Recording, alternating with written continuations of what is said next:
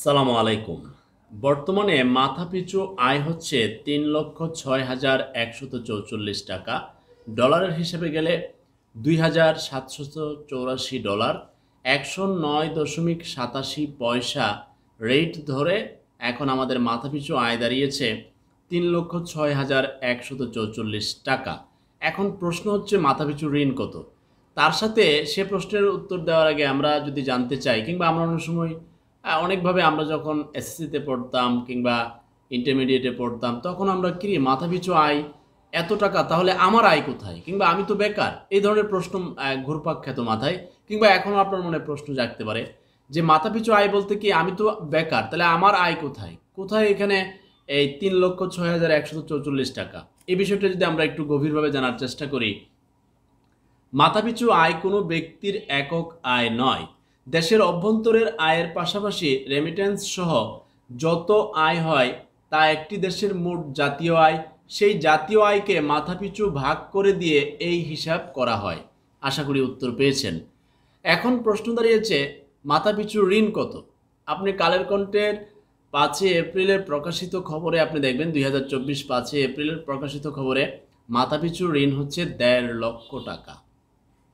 তাহলে এখানে আয় দাঁড়ালো ৩,৬,১৪৪ টাকা এবং আপনার ব্যয় দাঁড়ালো, ব্যয় বলতে ঋণ দাঁড়ালো ১.৫ লক্ষ টাকা। এখন আপনার কাছে স্বাভাবিক করতে মনে হতে পারে ঠিক আছে আয় ৩,৬,০০০ আর ঋণ হচ্ছে ১.৫ লাখ, ঠিক আছে অসুবিধা নেই।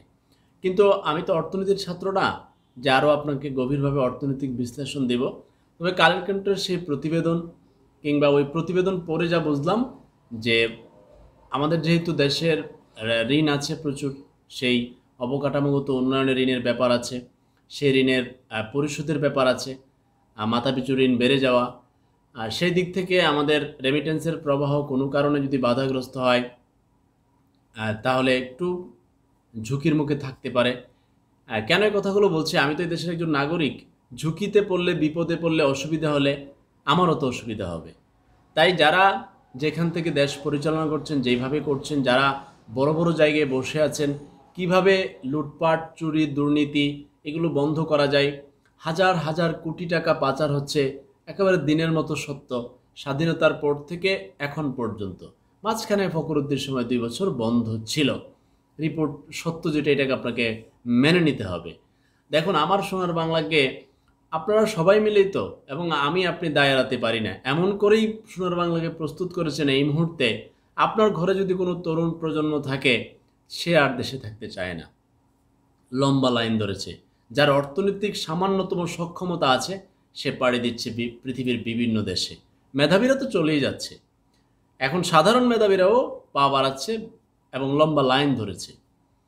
এমন করেই আপনারা এই দেশকে প্রস্তুত করেছেন, যেখানে অনিয়ম নিয়ম হয়ে গেছে, দুর্নীতি এখন নীতি হয়ে গেছে। ঘুষ ছাড়া কাজ করা যায় না, ঘুষ ছাড়া যেন চাকরি নেওয়া যায় না। এখন ঘুষ দিয়ে যে চাকরি নিল সে তো ঘুষ খাবে, সে তো তাহাজ্জুদ পড়বে না, সেও ঘুষ খাবে। তার নীতি হারাবে, নৈতিকতা হারাবে। সাধারণ মানুষ সে অফিসে গেলে অবস্থা খারাপ হবে।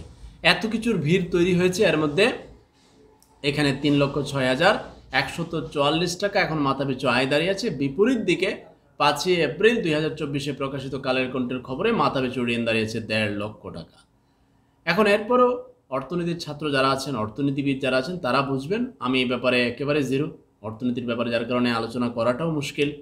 কিন্তু ব্যাপারটা যেহেতু চোখে পড়েছে, চিন্তা করলাম আপনাদের সাথে একটু কথা বলি। আপনাদের কাছ থেকে অভিজ্ঞতা নেই, দয়া করে কমেন্ট করে আরও গভীরভাবে বিশ্লেষণ করে ব্যাখ্যা দিবেন, যেন আমরা সবাই ভালো থাকি, সবাই শান্তিতে থাকতে পারি, পরবর্তী প্রজন্ম এখানে বেড়ে উঠতে পারে।